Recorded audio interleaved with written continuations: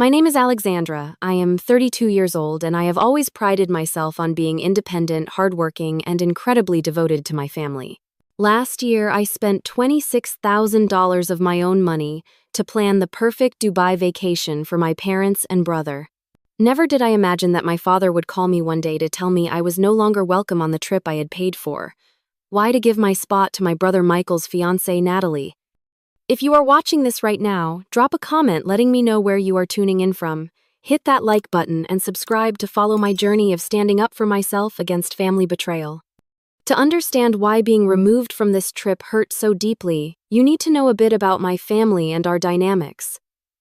I work as a senior financial manager at a prestigious investment firm in Chicago.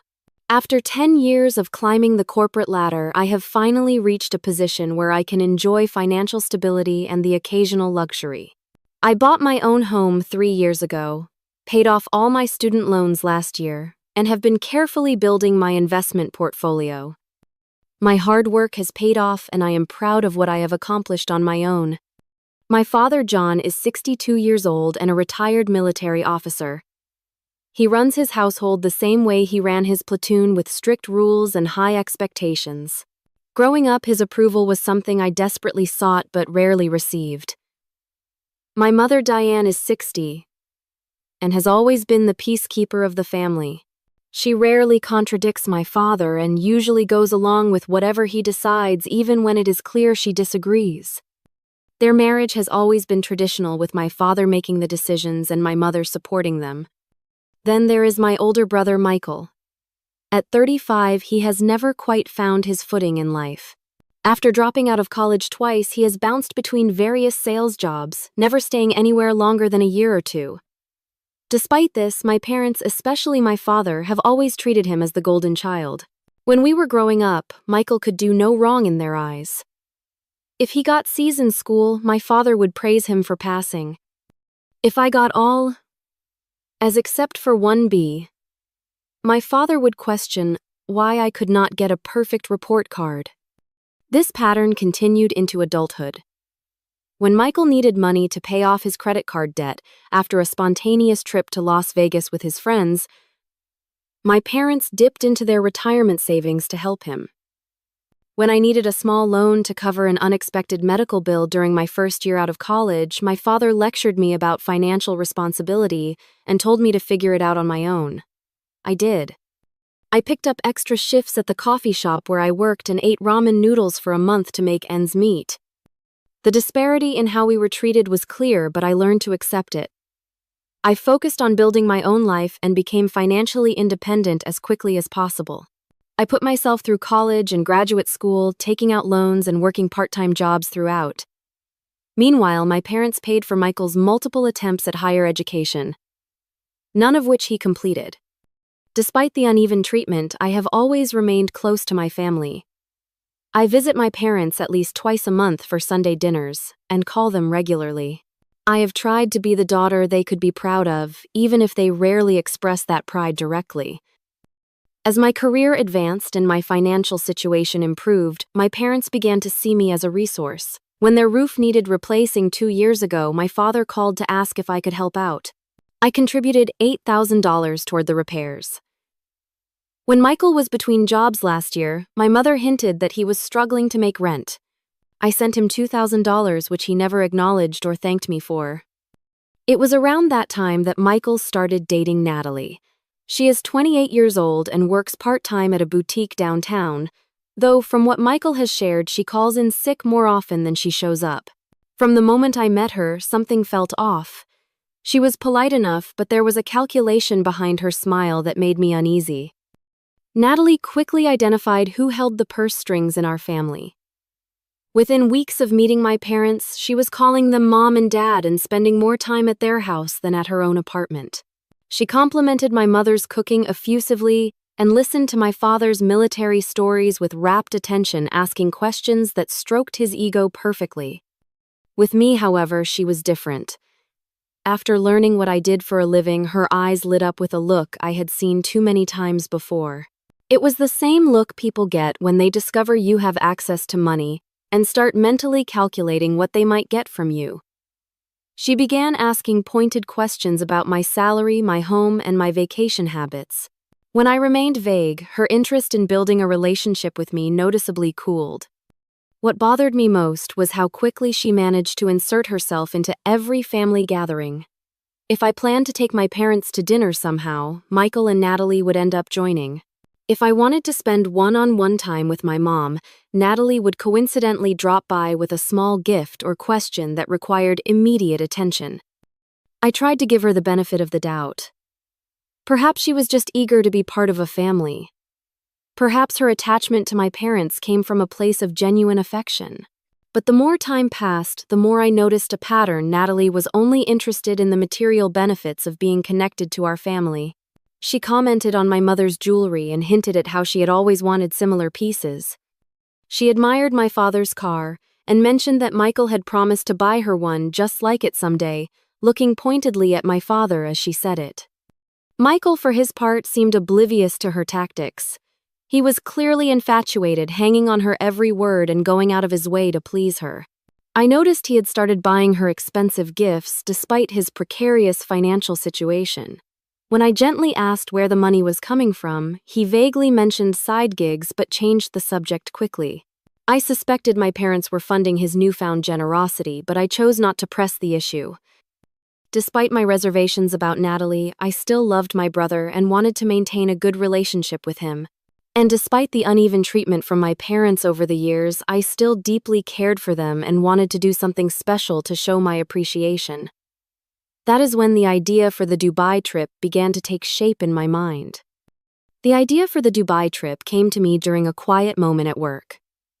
I was reviewing some travel expense reports for our executives when I realized that my parents' 40th wedding anniversary was approaching. Despite the complicated dynamics in our family, 40 years of marriage was an incredible milestone that deserved to be celebrated in a special way.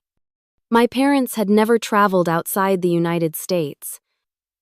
My father always said international travel was too expensive and complicated. My mother occasionally expressed a desire to see different parts of the world, but she never pushed the issue. I wanted to give them an experience they would never forget, something completely different from their normal lives in suburban Illinois. Dubai seemed perfect.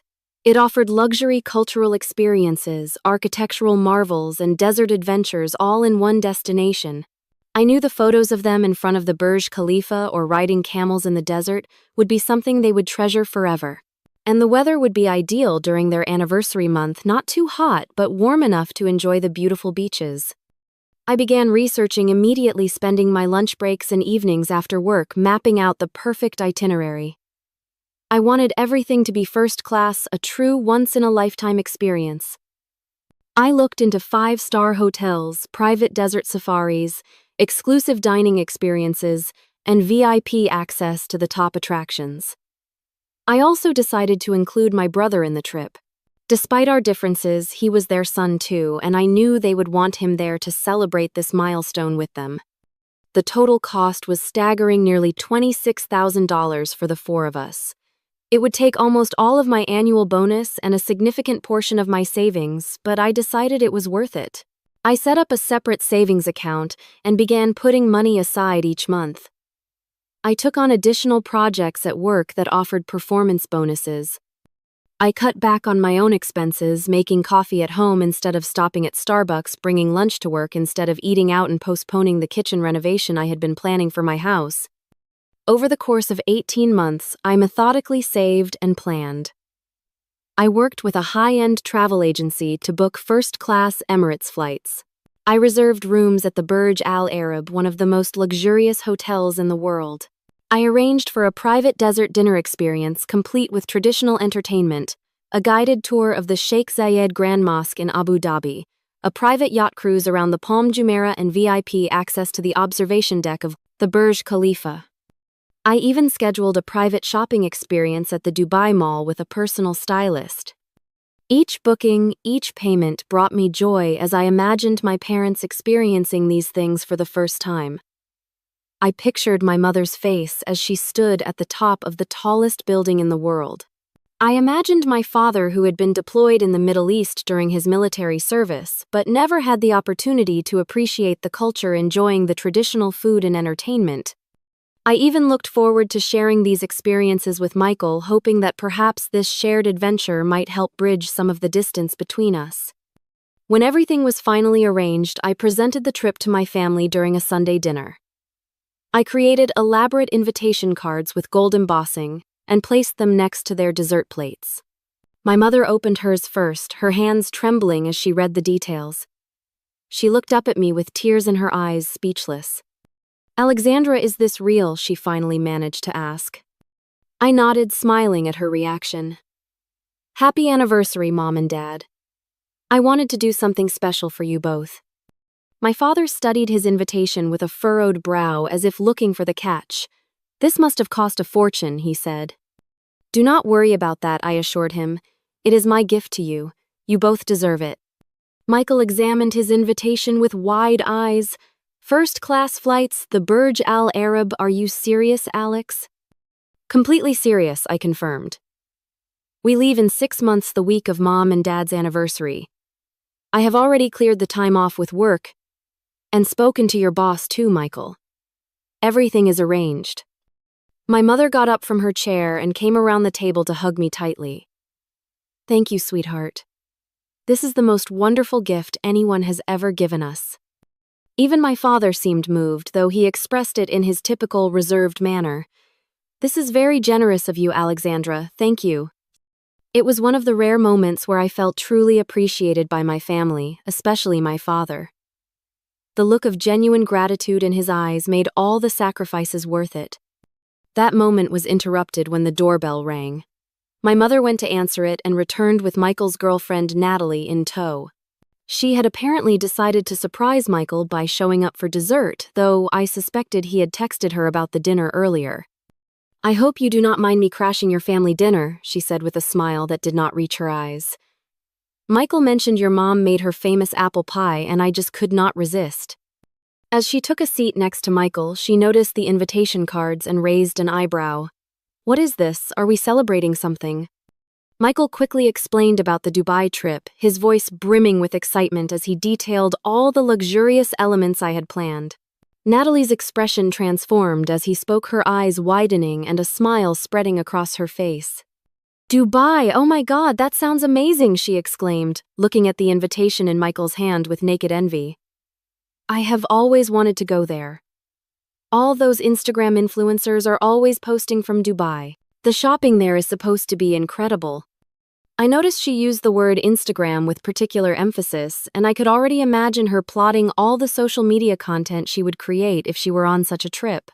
The thought made me uncomfortable, but I reminded myself that she was not invited, so it was not an issue I needed to worry about. Throughout dessert, Natalie peppered me with questions about the trip. How long would we be staying? Which attractions would we visit? Would there be time for shopping? Had I arranged for any special experiences? With each answer, I provided, her expression grew more intense, a mixture of longing and calculation that set off warning bells in my mind. As the evening wound down and I prepared to leave, Natalie gave me an uncomfortably tight hug. "You are so generous to do this for your family, Alexandra," she said. "Michael is lucky to have such a caring sister." Something in her tone felt disingenuous, but I smiled politely and thanked her. As I drove home that night, I could not shake a vague sense of unease. In retrospect, I should have paid more attention to that feeling. It was the first sign of the trouble to come. 2 months before our scheduled departure to Dubai, Michael called to share some news. He and Natalie had gotten engaged. He had proposed during a weekend trip to Lake Michigan, presenting her with a diamond ring that I later learned had been purchased with money borrowed from our parents.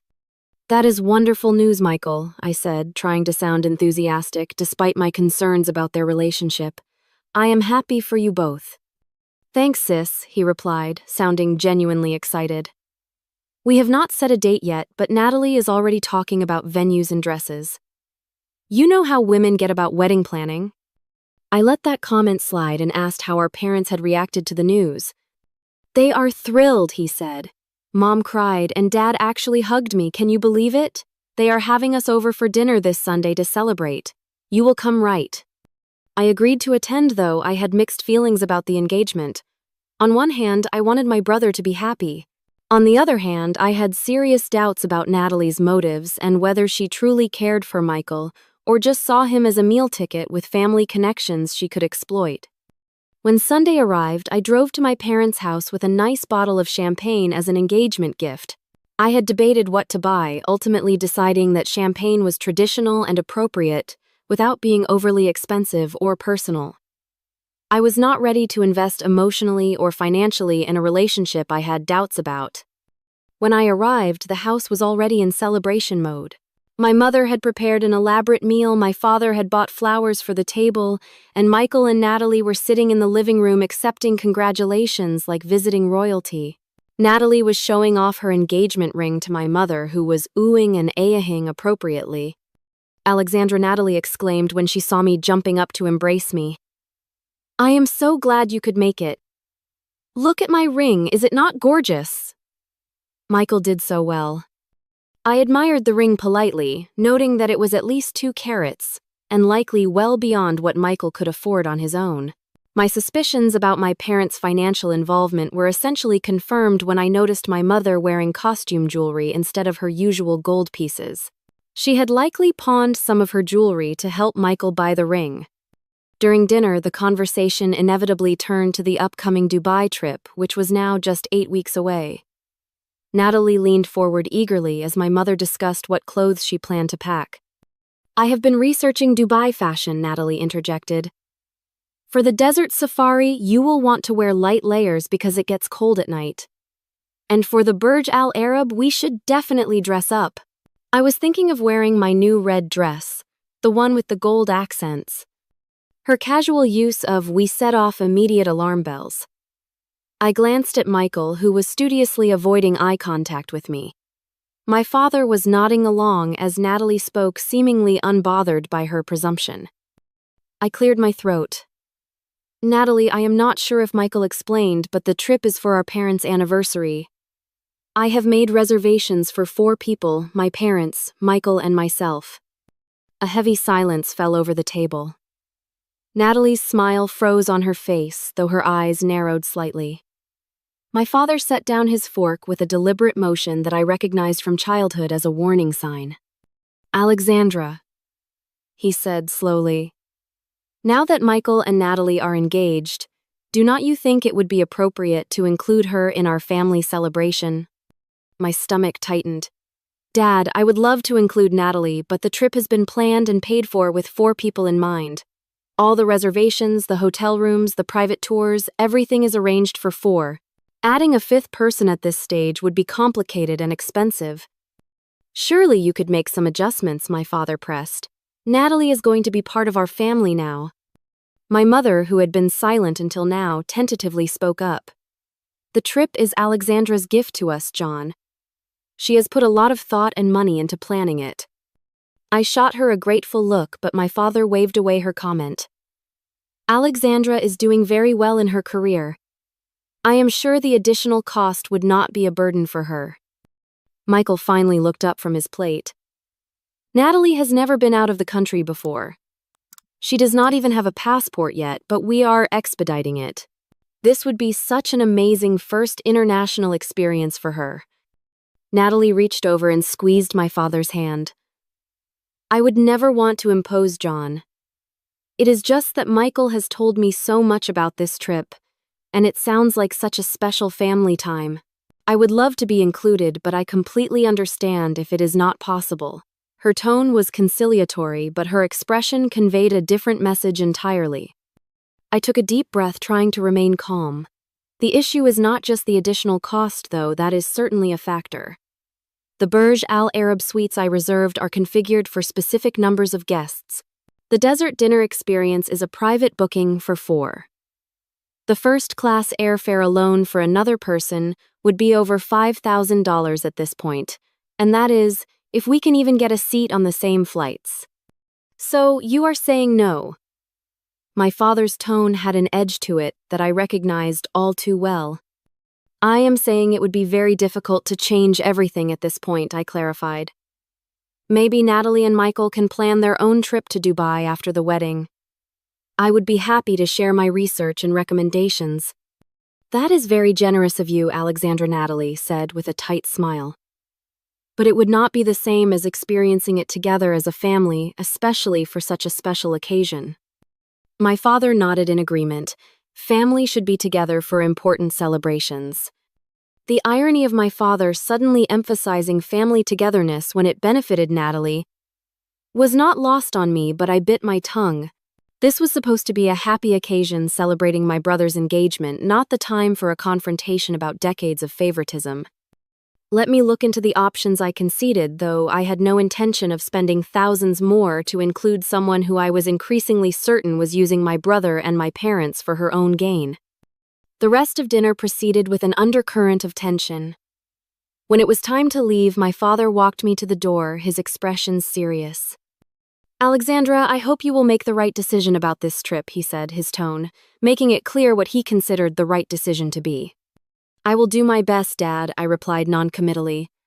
As I drove home, a sense of dread settled over me. I had a feeling this issue was far from resolved, and I was right. It was only the beginning of a situation that would ultimately test the bounds of my relationship with my entire family. A month before our scheduled departure to Dubai, my father called and asked me to come over to the house. "We need to talk about the trip," he said, his tone uncharacteristically careful. "Can you come by around 6 tonight?" I agreed, though I had a sinking feeling about what this conversation would entail. I had not heard much about the trip in recent weeks, which was suspicious given how excited everyone had been initially. My attempts to confirm details with my parents had been met with vague responses and subject changes. When I arrived at my parents' house that evening, I immediately sensed something was wrong. My mother opened the door but could barely meet my eyes as she welcomed me in. In the living room, my father sat in his favorite armchair, his posture rigid. Michael was on the couch, and beside him, looking surprisingly comfortable for someone who should have been a guest in this situation, sat Natalie. "Alexandra, have a seat," my father said, gesturing to the lone chair across from him, positioned in a way that made me feel like I was about to face a firing squad. I sat down, my heart already racing. "What is going on?" My father cleared his throat. "We have been doing some thinking about the Dubai trip, and we have made a decision." The use of "we" did not escape my notice. This was supposedly my gift to them, yet they were making decisions without me. "Your mother and I believe that since Natalie is going to be joining our family, this anniversary trip would be a perfect opportunity for us all to bond and create memories together." I nodded slowly, having expected this. As I mentioned before, adding another person to the reservations would be complicated, but not impossible. If you all feel strongly about it, I can look into the additional costs and see what changes need to be made. "That is not quite what we had in mind," my father continued, looking uncomfortable for the first time. "Given the limitations you mentioned about the reservations being for 4 people, we think the most sensible solution is for Natalie to take your place on the trip." The words hit me like a physical blow. I stared at my father, certain I had misheard him. "Excuse me." "It makes the most sense," he pressed on his voice, taking on the authoritative tone he used when he expected no argument. "You have traveled internationally before. Natalie never has. This would be a new experience for her, whereas for you it would just be another trip." I felt as though all the air had been sucked from the room. My mother was staring at her hands, twisting her wedding ring around her finger.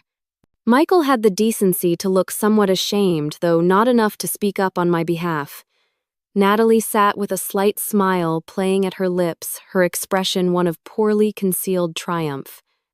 "Dad," I finally managed, my voice barely above a whisper, "I paid for this trip. I planned every detail. This was my gift to you and Mom for your anniversary." "And we appreciate that," he replied quickly. "But gifts once given belong to the recipient. Your mother and I would like to share this experience with our son and his future wife." The casual cruelty of his statement left me breathless. I looked to my mother, hoping for support, but she remained silent, her eyes downcast. "Natalie deserves to go more than you do," my father added, delivering the most painful blow yet. "She is about to become part of this family. This trip would mean so much more to her than it would to you." I felt tears pricking at my eyes but refused to let them fall. I have been planning this for over a year and a half. I worked extra hours, gave up my own vacation plans, and spent nearly $26,000 to create this experience for our family. And we will pay you back for your portion, my father said dismissively, as if that addressed the core issue. Michael has calculated that your share would be around $6,000. We can write you a check right now. I laughed incredulously. $6,000, Dad, the first-class airfare alone is more than that per person. Not to mention the hotel suites, the private tours, the special experiences I arranged. Michael finally spoke up. Alex, do not be selfish about this. Family helps family. You know Natalie and I cannot afford a trip like this on our own. You have a great job and can go to Dubai anytime you want. Selfish, I repeated, my voice rising despite my efforts to stay calm. I spent my own money I worked hard for, to give our parents a special anniversary gift. How exactly does that make me selfish? It is selfish to deny Natalie this opportunity just because you want to go, Michael shot back. You always have to be the center of attention, do not you, always showing off how successful you are, how much money you make. His words were so hypocritical, so divorced from reality that for a moment I could not even respond. I had spent years quietly supporting this family, receiving little recognition and even less gratitude. And now I was being accused of showing off. Michael, I have never. Alexandra, my father, cut in his tone, making it clear he considered the matter settled. Our decision is final. Natalie will be going in your place. We can discuss the financial details later if you are unhappy with the amount we have offered. Natalie, who had been watching this exchange with barely concealed satisfaction, finally spoke. Alexandra, I want you to know how much this means to me. I never had the opportunity to travel growing up, and sharing this experience with Michael and my future in-laws is something I will cherish forever. I am so grateful to be included in such a special family moment. Her performance was flawless, her eyes wide with feigned sincerity. I could almost believe she meant it, if not for the smug smile she could not quite suppress. My mother finally looked up, her expression pained. Alexandra the First. It is fine, Mom, I interrupted, unable to bear hearing her make excuses for this betrayal. I understand exactly what is happening here. I stood up, my legs feeling unsteady beneath me. I hope you all enjoy the trip. It is a gift after all. And apparently gifts once given belong to the recipient to do with as they please. Do not be dramatic, Alexandra, my father said with a frown. This is a practical solution to a simple problem. There was no problem until you created one, I replied, finding my voice again. The problem is that you have always treated Michael differently than me. The problem is that you see nothing wrong with taking something I worked hard for and giving it to someone else because you think they deserve it more. The problem is that I am supposedly part of this family too, but I am being pushed aside the moment someone new comes along. My father's expression hardened. That is enough. I will not be spoken to this way in my own home. Fine, I said, grabbing my purse. Then I will leave. As I headed for the door, Natalie called after me. Alexandra, please do not leave angry. We are going to be sisters soon. I would hate for this to come between us. I turned back to look at her, at all of them. You know what, Natalie, we are not going to be sisters. You may marry my brother, you may charm my parents, but you and I will never be family. Not after this. I walked out, closing the door firmly behind me.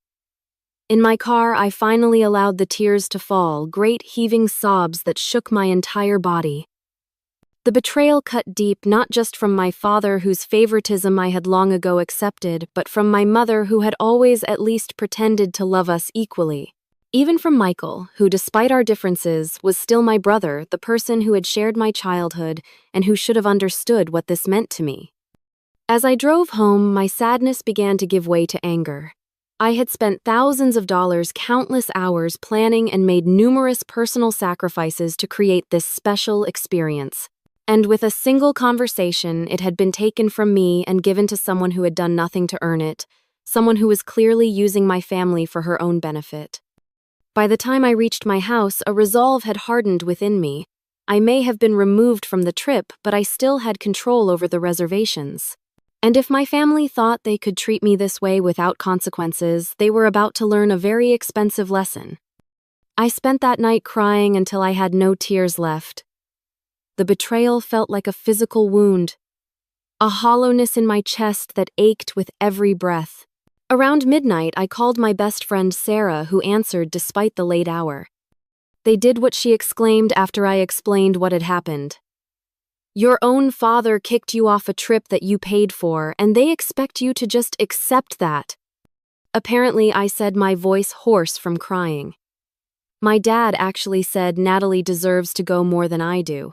After everything I have done for them over the years, after all the times I have helped them financially, this is how they treat me. Alex, I love you, but you have got to stop letting your family walk all over you, Sarah said firmly. They have been taking advantage of your generosity for years, and now they have crossed a line that should never be crossed. What am I supposed to do? The trip is already paid for. If I make a fuss, I will just be seen as the difficult one as usual. Sarah was quiet for a moment, then said, do not let them get away with this.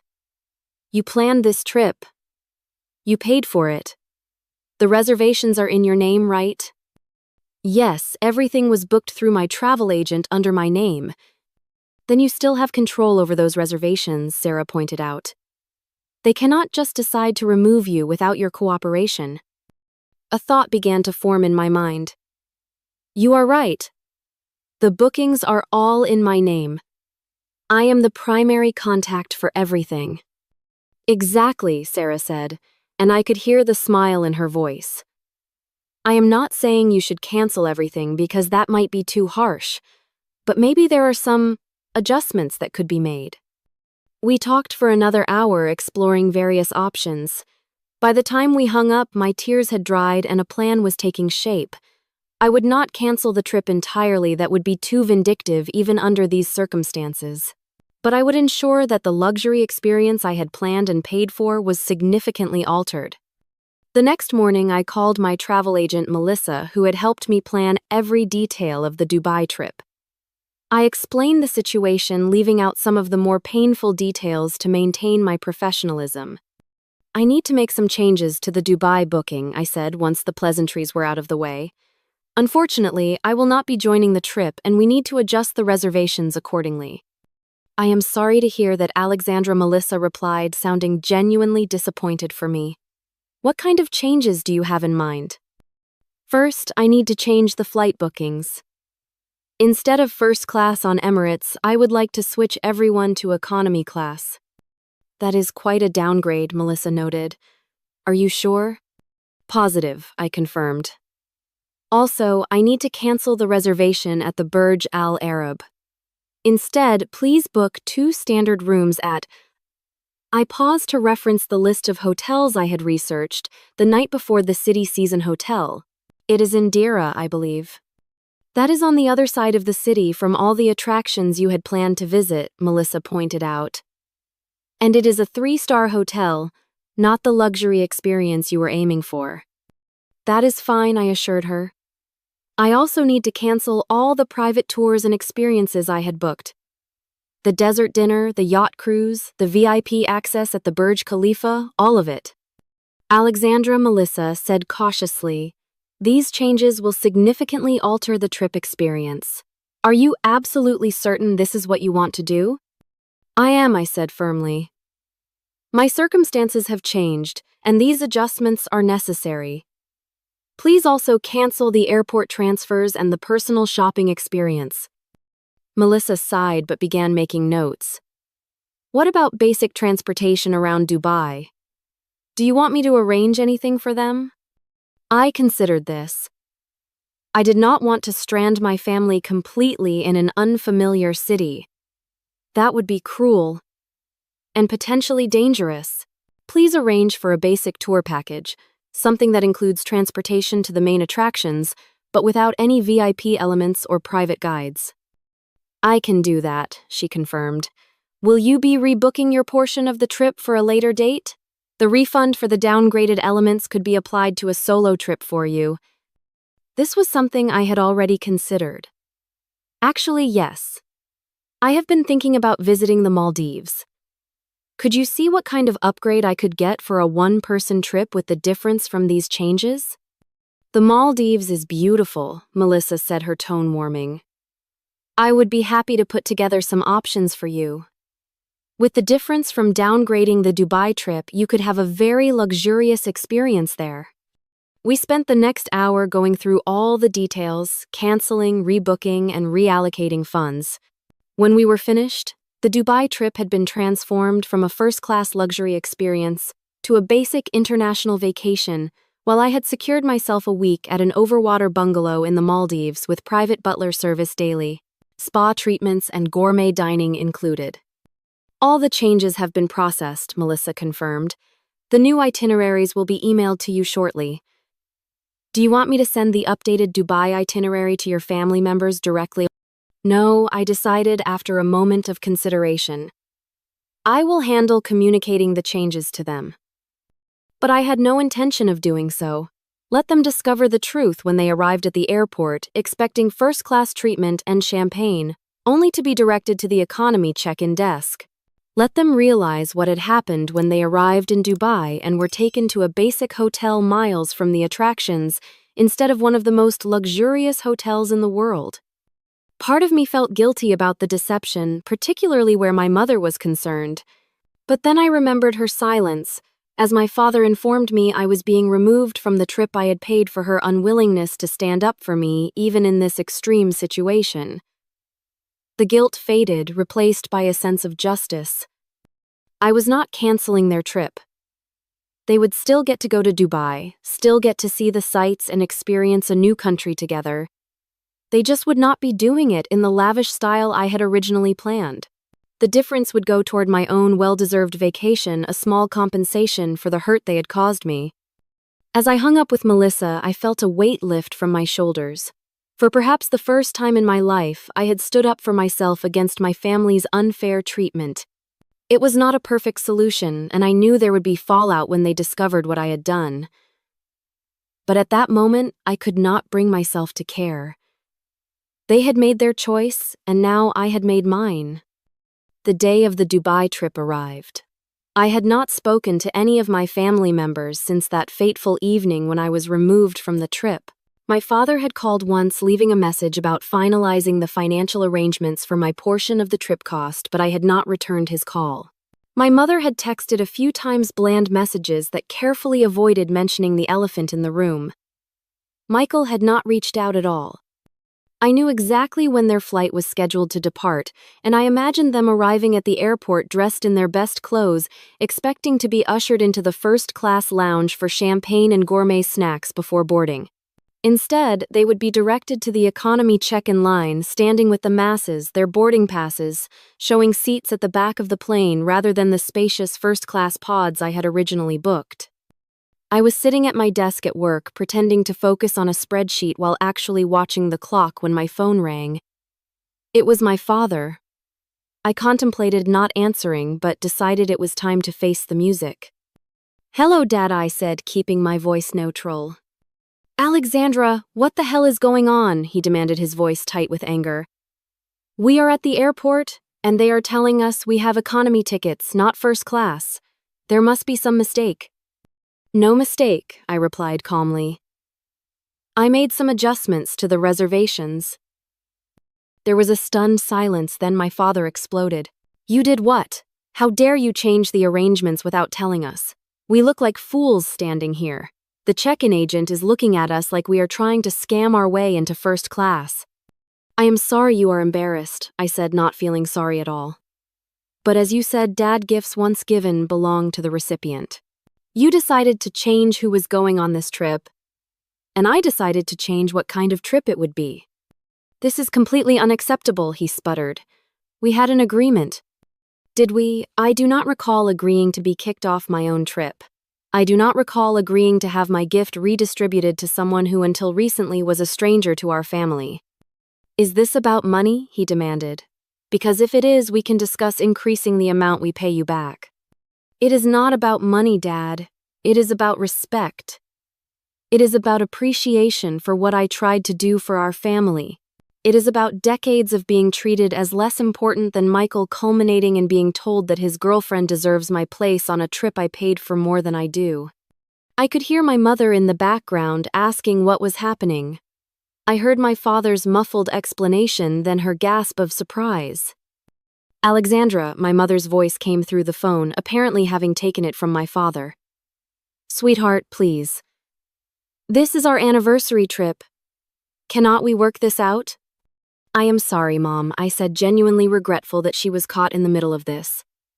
But the decision has been made, just like the decision to remove me from the trip was made. You are still going to Dubai. You will still see all the sights. It just will not be the luxury experience I had originally planned. But she began, only to be cut off as my father apparently took the phone back. You listen to me, he said, his voice low and dangerous. You fix this right now, or there will be serious consequences for your relationship with this family. I think those consequences already happened, Dad, when you decided Natalie was more deserving of my place than I was. Enjoy economy class. I hear the middle seats are particularly comfortable. I hung up, my heart racing, but a sense of satisfaction flowing through me. I had expected to feel guilty, but instead I felt empowered. For once, I had refused to be the family doormat. Over the next few days, the messages rolled in as each new adjustment was discovered.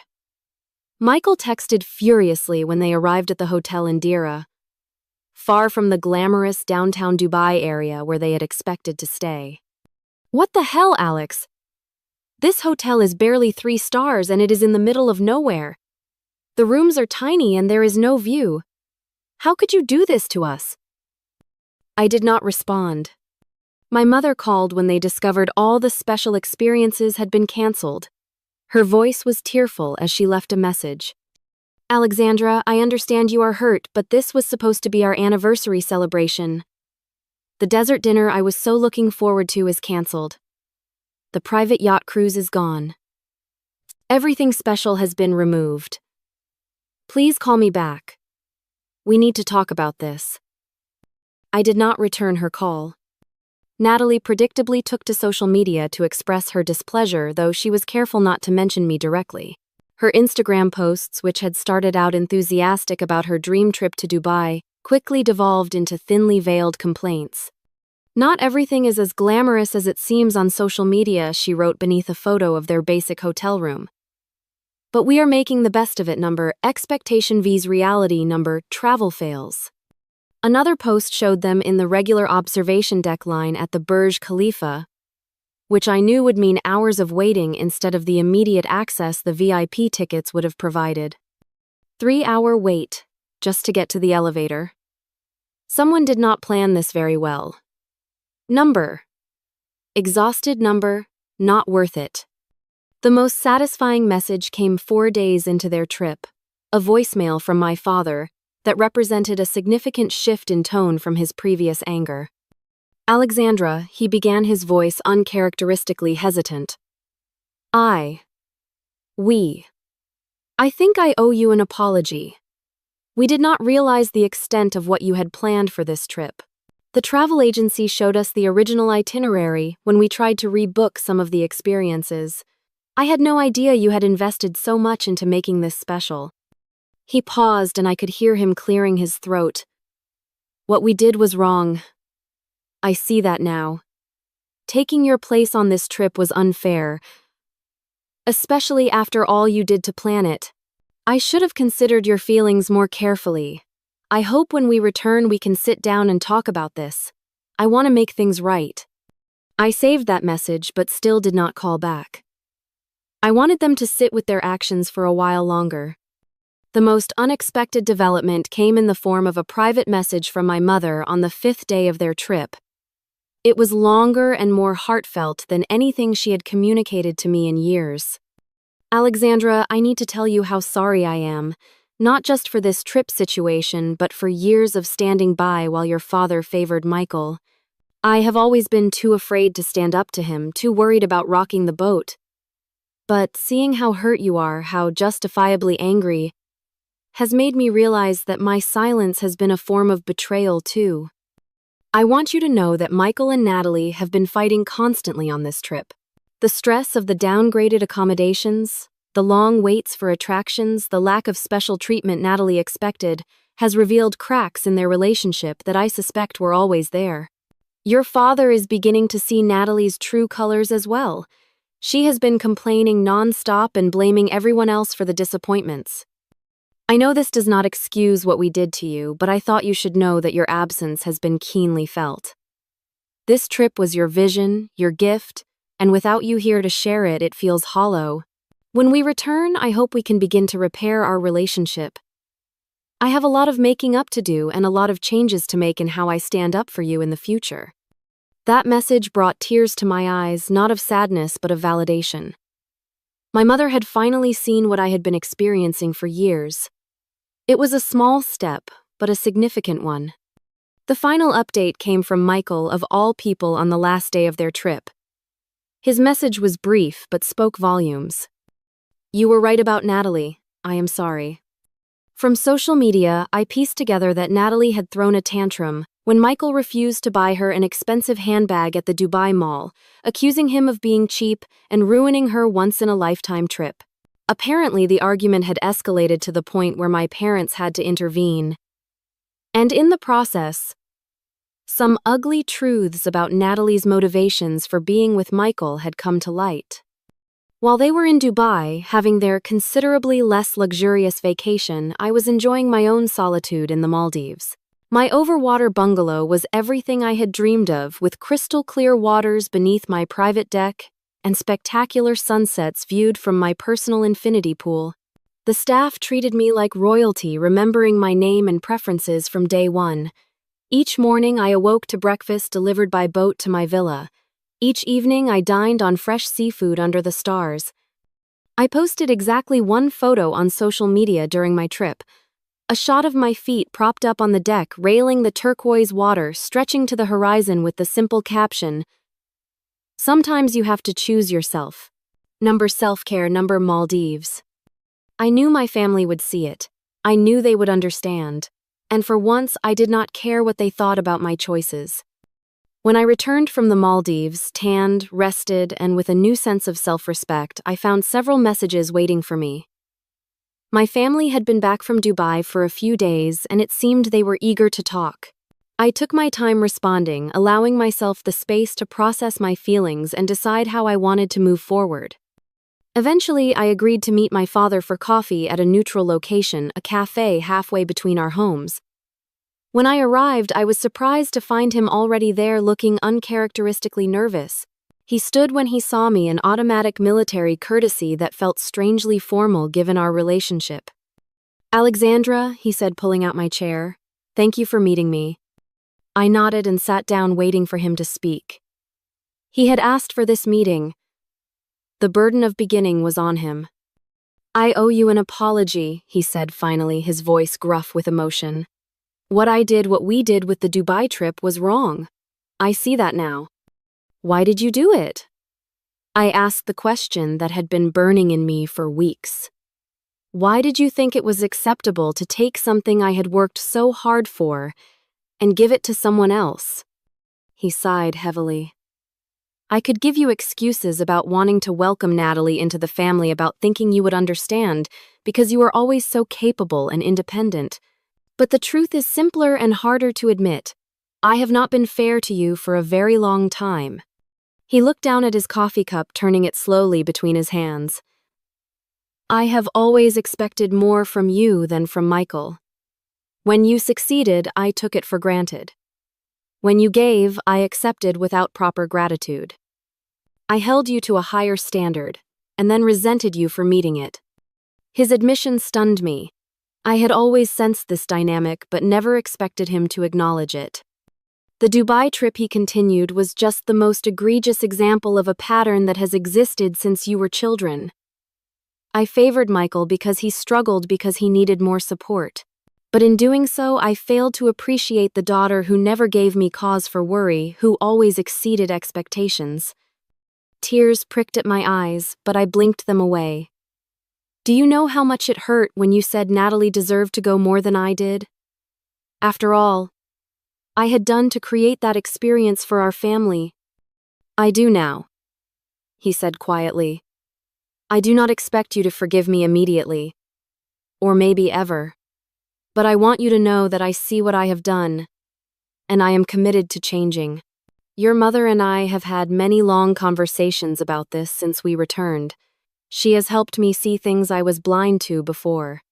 We talked for over 2 hours, covering years of accumulated hurts and misunderstandings. It was not a magical resolution, not a Hollywood moment where all was instantly forgiven. But it was a beginning, a foundation upon which we could potentially build a healthier relationship. As for Michael, the Dubai trip had indeed been revelatory. Natalie's true colors had shown themselves vividly under the stress of disappointment. Her complaints about the hotel, the long lines, the lack of VIP treatment had revealed a materialism and entitlement that could no longer be ignored. Their constant fighting had culminated in a public argument at the Dubai Mall that had left my mother in tears and my father seething with anger. 2 weeks after their return, Michael ended the engagement. Natalie predictably did not take it well. She demanded to keep the ring, threatened to tell everyone Michael was abusive, he was not, and finally resorted to calling me bizarrely, claiming that I owed her compensation for ruining her trip.